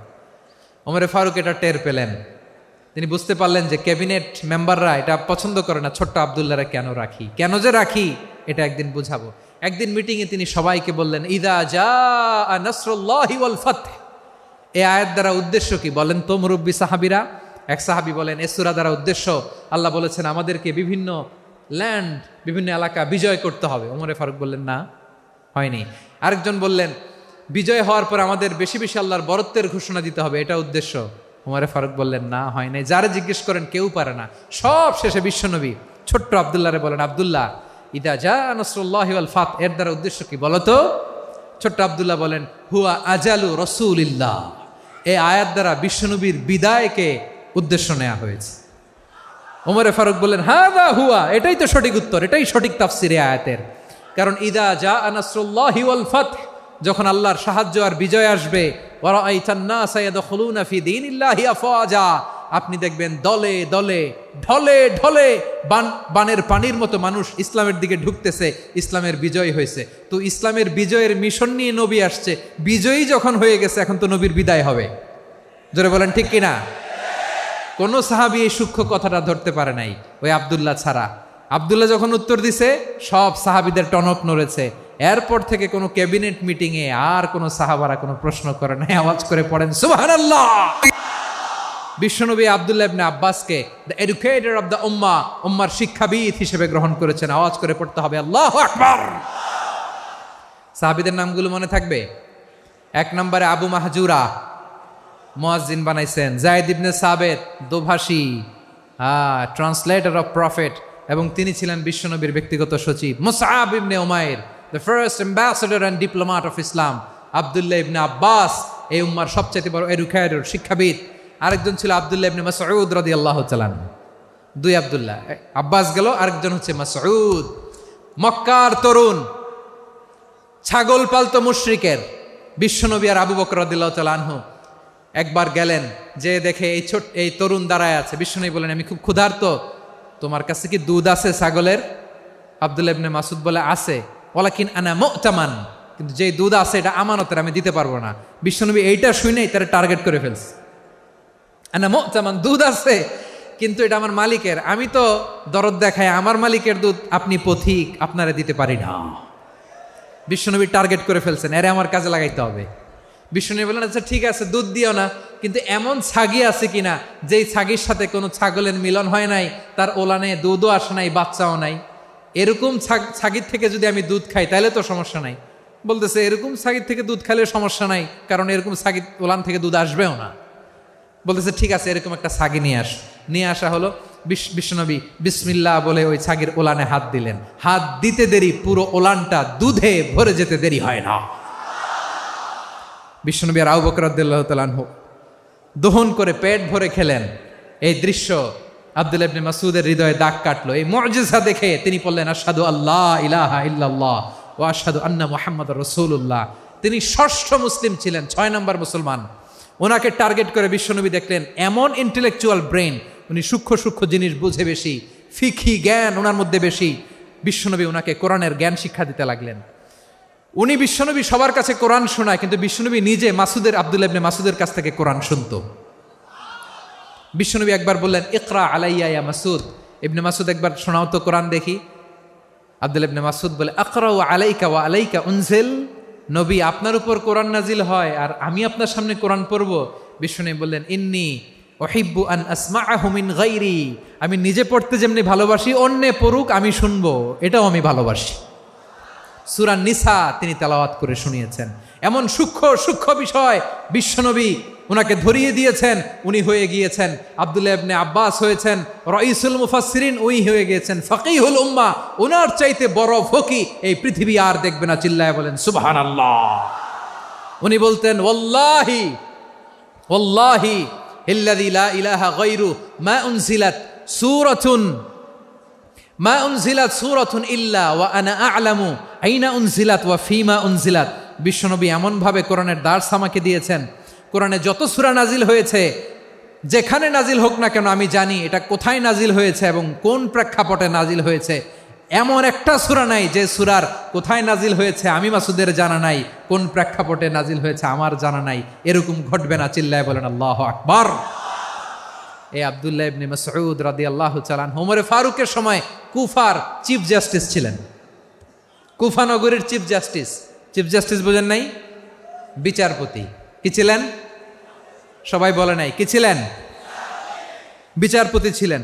এবং ওনার যে ফিকহি জ্ঞানের ধারা, এটাই আলকামা, ইব্রাহিম আন-নাখাই, হাম্মাদ ইবনে সুলাইমান হয়ে ইমাম আবু হানিফা পর্যন্ত পৌঁছেছে।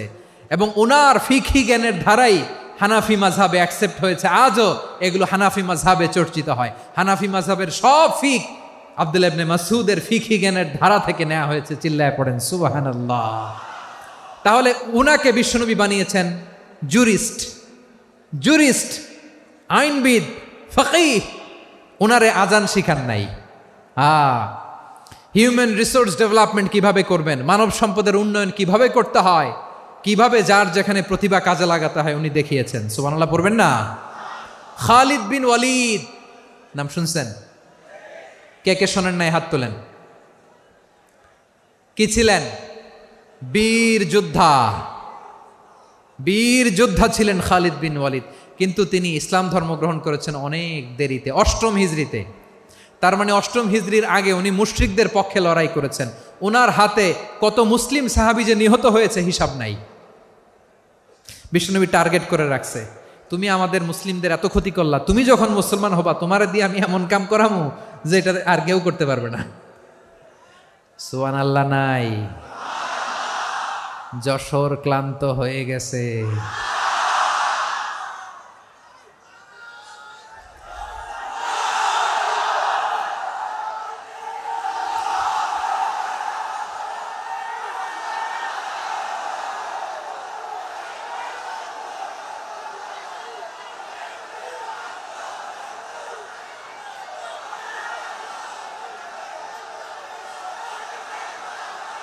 মাশাআল্লাহ। বসুন। খালিদ বিন ওয়ালিদ রাদিয়াল্লাহু তাআলা আনহু 8ম হিজরিতে মুসলিম হয়েছেন, মক্কা বিজয়ের আগে। তো মক্কা বিজয়ের আগে যখন মুসলিম হয়েছেন, এর আগে কি করছেন? কাফিরদের সাথে যুদ্ধ করেছেন। উনি উহুদের যুদ্ধে মুসলমানদের যে পরাজয় ভাব, কঠিন পরিস্থিতির মুখোমুখি ওনার কারণে পেছন থেকে এমন আতর্কিত আক্রমণ করেছেন, মুসলমানদেরকে কচুকাটা করেছেন।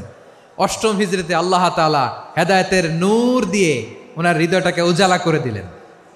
লা ইলাহা এটা এমন বাণী যার হৃদয়ে একবার টাচ খাবে, এইটা থেকে সে আর পালিয়ে বেড়াতে পারে।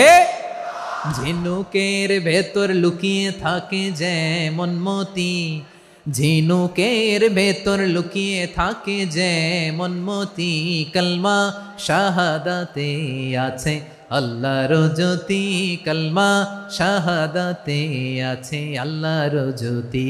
ঠিক কিনা বলেন? মক্কা বিজয়ের আগে মুসলিম হলেন, হওয়ার পরেই বিশ্বনবীর টার্গেট ফুলফিল হলো। ওই যে টার্গেট করে রেখেছেন আর দোয়া করেছেন, খালিদ বিন ওয়ালিদ যদি মুসলিম হয় তাকে আমি মিলিটারি চিফ বানাবো।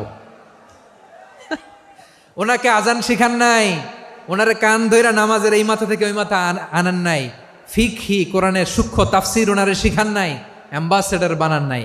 বিষ্ণু ইসলাম উনাকে সামরিক অভিযানে প্রেরণ করেছেন। সামরিক অভিযানে তিনি প্রেরণ করেছেন। উনার জীবদ্দশায় উনার নেতৃত্বে যতগুলো যুদ্ধ হয়েছে একটা যুদ্ধেও তিনি পরাজয় বরণ করেন নাই। ওমরে ফারুকের সময়কালে তিনি চিফ অফ মুসলিম মিলিটারি মানে মুসলিম সেনাপতি হয়েছেন। যশোর আওয়াজ করো, ঠিক কিনা বলো? সেনাপতি, মুসলিম সেনাপতি। তাহলে কিভাবে হিউম্যান রিসোর্স ব্যবহার করতে হয় গোটা বিশ্ব আমার নবীর কাছ থেকে শিখে নাও। খালিদ বিন ওয়ালিদ, ওনাকে বিশ্বনবী একটা উপাধি দিয়েছেন। উপাধিটা হচ্ছে সাইফুল্লাহিল মাসলুল, আল্লাহর নাঙ্গা তরবারি, আল্লাহর খোলা তরবারি, দ্য ওপেন সোর্ড অফ আল্লাহ। খালিদ বিন ওয়ালিদ মুসলিম সেনাপতি। হাসান বিন সাবেত নাম শুনছেন? দেখি উনি কি ছিল বলেন। রাসূলের সভা কবি, কালচারাল হিজিমনিকে ডিফিট করার জন্য। উনি ভালো অস্ত্র চালানো জানতেন না, ওই কাজে উনি যেতেন না। ওনার ছিল কাব্য প্রতিভা। কাব্য প্রতিভা, কাফিররা কবিতা দিয়ে নবীকে গালি দিত। বিশ্বনবী বলতেন, ইয়া হাসান আজিব আন রাসূলিল্লাহ, তুমি নবীর হয়ে কাফেরদের এই কথাগুলোর জবাব দাও। বিশ্বনবীর একটা মিম্বার ছিল। বিশ্বনবীর মিম্বারের পাশাপাশি মসজিদে নববীতে এই হাসান বিন সাবেতের জন্য বিশ্বনবী একটা স্পেশাল মিম্বার বানিয়ে দিয়েছেন। এখান থেকে তুমি জবাব দাও। এবং বিশ্বনবী বলেছেন, আল্লাহুম্মা আইয়িদহু বিরূহিল কুদুস। আল্লাহ, হাসান আমার পক্ষে জবাব দেয়, তুমি জিব্রাইল মারফত তাকে সাহায্য পাঠাইয়া দিও। রাসূল সাল্লাল্লাহু আলাইহি ওয়াসাল্লামের সভা কবি, the poet of the prophet, নবীর কবি। উনি কবিতা দিয়ে, এমন উচ্চাঙ্গের ভাষায় কবিতা দিয়ে তিনি জবাব দিতেন, কাফিরদের গা শিহরে যেত, তাদের হৃদয়ে আগুন ধরে যেত। তাহলে এরকম কবিরও দরকার আছে না নাই? এখন যাকে আল্লাহ দিছে কাব্য প্রতিভা, এরা যদি আপনি যুদ্ধের ময়দানে পাঠান হবে? যারে দিছে সুরেলা গলা, এরা যদি অ্যাম্বাসেডর বানান হবে না। হাসান বিন সাবেত ছিলেন বিষ্ণু ইসলামের কবি। হুযায়ফা ইবনুল ইয়ামান বিশ্বনবীর গোয়েন্দা বিভাগের প্রধান। কিসের প্রধান? হুযায়ফা ইবনুল ইয়ামান। ওনার ছিল ডিটেকটিভ মাইন্ড, ডিটেকটিভ মাইন্ড, গোয়েন্দা বিভাগের প্রধান। এবং উনি হচ্ছেন সাহিবু সিররি রাসূলিল্লাহ, রাসূল সাল্লাল্লাহু আলাইহি ওয়াসাল্লামের গোপন তথ্যের ধারক বাহক। নবীর যেই কথা কেউ জানে না, সব হুযায়ফার পেটের ভিতরে ছিল। সুবহানাল্লাহ পড়েন। মদিনার যত ইহুদিদের একটা লিস্ট ছিল, এই লিস্ট শুধু দুইজন জানতো, বিশ্বনবী আর হুযায়ফা। সুবহানাল্লাহ পড়বেন না? তাহলে ওনাকে কোন দায়িত্ব দিছে? কোন বিভাগ? যশোর আওয়াজ করো, কোন বিভাগ? গোয়েন্দা বিভাগের হেড ছিল। খন্দকের যুদ্ধে প্রচন্ড আজকের মতো শৈত্য প্রবাহ, মাটি খনন করতে করতে সাহাবীদের পেটে ক্ষুধা নাই, দাঁড়াইতে পারে না নামাজের জন্য, এত ক্লান্ত, ক্ষুধা, ক্লান্ত, শ্রান্ত। বিশ্বনবী বললেন, কে আছো? এই কঠিন শীত, এই ভয় আর ক্ষুধার মধ্যেও খন্দকের পরীক্ষার টপকে শত্রু শিবিরে যে আমাকে তথ্য দিবা, কে আছো? কারো গায়ে শক্তিই নাই যে দাঁড়াবে, কেউ দাঁড়ায় না। বিশ্বনবী তখন নিজে হুযায়ফাকে ডাক দিলেন, হুযায়ফা, যে আমাকে আজকে শত্রু শিবিরের তথ্য এনে দিবে, সে জান্নাতে আমার মোরাফাকা, আমার সঙ্গী হবে। হুযায়ফা রাদিয়াল্লাহু ইবনুল ইয়ামান জীবনের ঝুঁকি নিয়ে এই ক্ষুধা, শৈত্য প্রবাহ, কোল্ড ওয়েভসকে উপেক্ষা করে পরীক্ষা টপকে শত্রু শিবিরে যে সবার কথাগুলো চুপে চুপে শুনে বিশ্বনবীর দরবারে এসে গোয়েন্দাদের মতো তথ্য সরবরাহ করেছে। বিশ্বনবীর গোয়েন্দা বিভাগের প্রধান হুযায়ফা ইবনুল ইয়ামান ইন্টেলিজেন্স বিভাগ চালাতেন। মুনাফিকদের নাম ওনার কাছে ছিল। মুআয ইবনে জাবাল মদিনা রাষ্ট্রের সবচেয়ে সিনিয়র আমলা ছিলেন। আমলাতন্ত্র চিনেন তো? প্রশাসনিক কাজ যারা চালায়, অ্যাডমিনিস্ট্রেশন বোঝেন না? The department of administration. মদিনার রাষ্ট্রের সিনিয়র আমলা মুআয ইবনে জাবাল মুতাখাসসিসুন ফিল হালাল ওয়াল হারাম, হালাল হারামের স্পেশালিস্ট ছিলেন। বিশ্বনবী উনাকে ইয়ামানের গভর্নর করে পাঠাইছেন। বলেছেন, ইন্নাকা তা'তি কওমান আহলা কিতাব, এমন গোষ্ঠীর কাছে যাবা যারা ইহুদি নাসারা, আগে শাহাদা পড়লে এরপরে নামাজের দাওয়াত দিও, নামাজ পড়লে যাকাতের দাওয়াত দিও। গভর্নরের অ্যাটিটিউড যেমন থাকে তেমন অ্যাটিটিউড ধরে রেখো। সুবহানাল্লাহ পড়েন। তাহলে মুআয ইবনে জাবালকে দিয়ে বিশ্বনবী কবিতা লেখায় নাই, চিঠি লেখায় নাই, আজান দেওয়ায় নাই। সুবহানাল্লাহ পড়বেন না? সব শেষ সাহাবী বলি আবু হুরায়রা রাদিয়াল্লাহু তাআলা আনহু। নাম শুনছেন? বিড়ালের বাবা। কি করতেন? খালি হাদিস মুখস্থ করতেন। উনি বলতেন আলজামু রাসূলুল্লাহ আলা মিল ইবাতনি, আমার শুধু পেটের ক্ষুধার বন্দোবস্ত হইলে আমি নবীর সঙ্গ ছাড়তাম না। আমার আনসার সাহাবারা ক্ষেত খামারের কাজ করত, আমার মুহাজির সাহাবারা ব্যবসা করত, আর আমি নবীর সাথে সাথে থাকতাম। শুধু সকাল বিকাল দুই বেলা যদি আমার খাবারের বন্দোবস্ত হয়, আমি আর নবীর লক ছাড়ি না। সুবহানাল্লাহ কইবেন না? 5374টা হাদিস তিনি বর্ণনা করেছেন। সবচেয়ে বেশি হাদিস বর্ণনাকারী সাহাবী। হাদিস প্রিজার্ভেশনের কাজে বিশ্বনবী ওনাকে কাজে লাগিয়েছেন।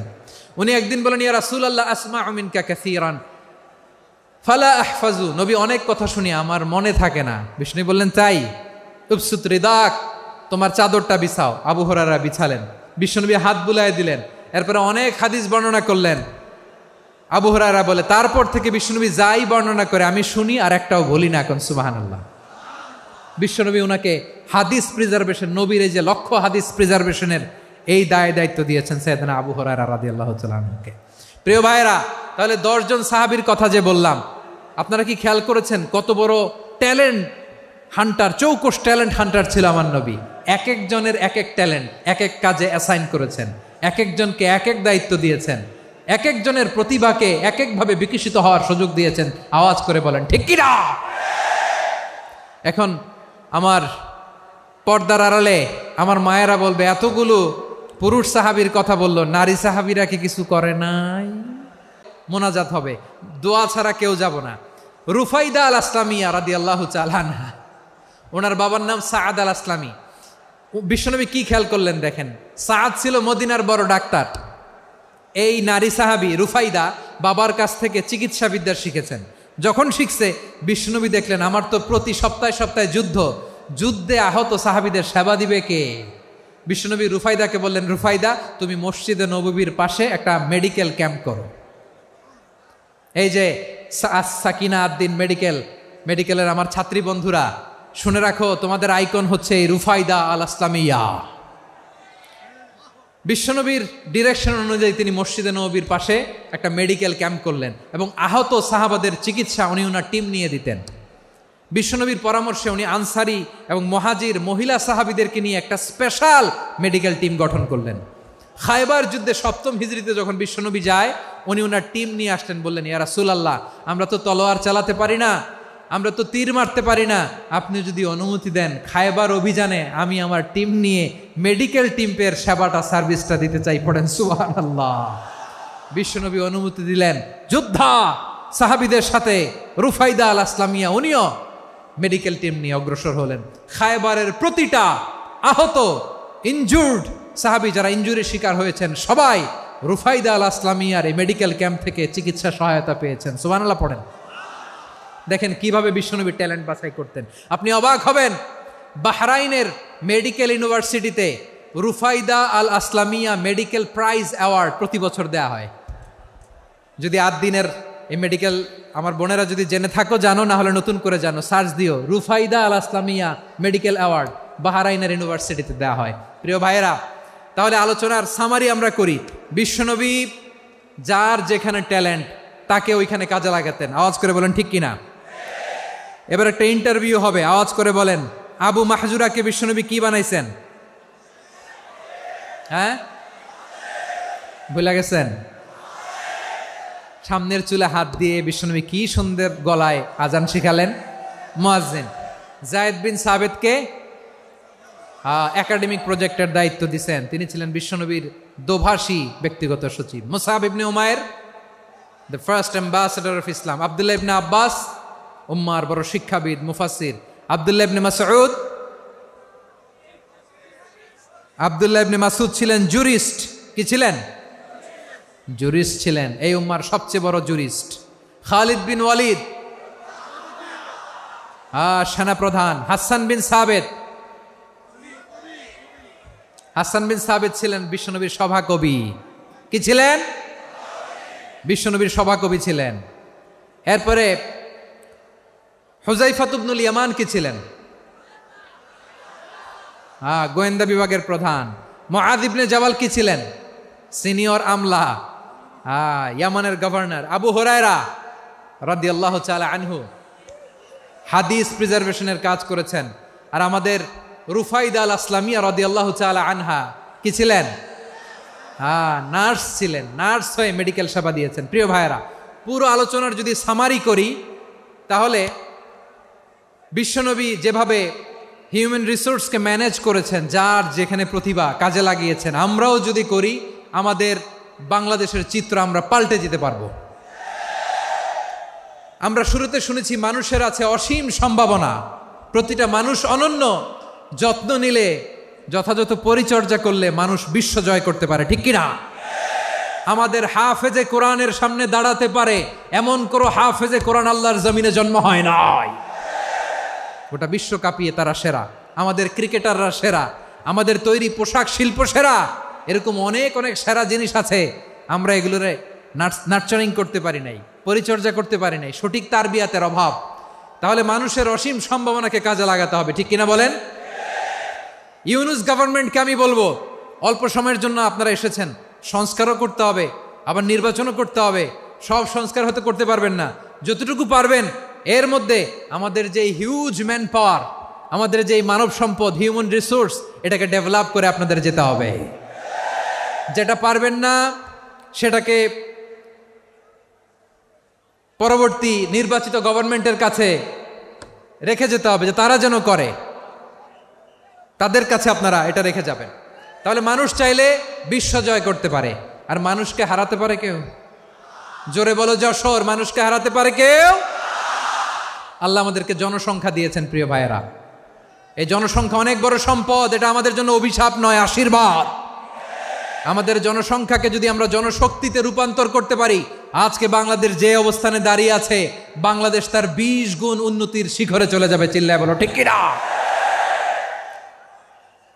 আমাদের শ্রমিক ভাইয়েরা বাইরে কাজ করে, আমাদের শ্রমজীবী ভাইয়েরা, প্রবাসীরা, তাদের ব্যাপারে গুরুত্ব দিতে হবে।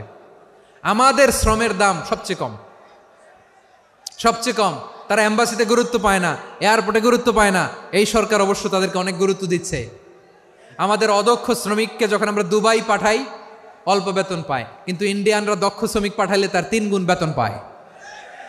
আমরা আমাদের শ্রমিকদেরকে অদক্ষভাবে আর পাঠাতে চাই না, দক্ষ শ্রমিক পাঠিয়ে আমরা রেমিটেন্সের বন্যা বইয়ে দেব।